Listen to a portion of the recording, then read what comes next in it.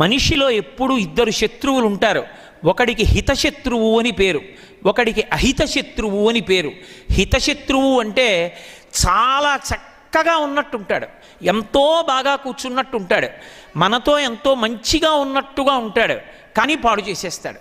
మీరు చూడండి, పిల్లలు, ఎంతోమంది పిల్లలు నాకు తెలుసు, వాళ్ళు కష్టపడి చదువుకునేటటువంటి మనస్తత్వం ఉన్నవాళ్ళు, కానీ ఏదో ఈ ఒక్క ఓవరు చూసి మేము చదువుకుందాం అనుకుంటారు. కానీ ఒకసారి చూడ్డానికి వెడితే రాత్రి 11 వరకు టీవీ ముందు ఉండిపోతాడు. అప్పటికది సంతోషాన్ని కల్పిస్తున్నట్లుగా ఉంటుంది, కానీ ఒకసారి కాలం కాని వెళ్ళిపోయిందా ఇక మళ్ళీ తిరిగి రాదు. ఆ వ్యక్తి ఆ కాలమునందు సక్రమంగా చదువుకోని కారణం చేత వెనక్కి వెళ్ళిపోతాడు.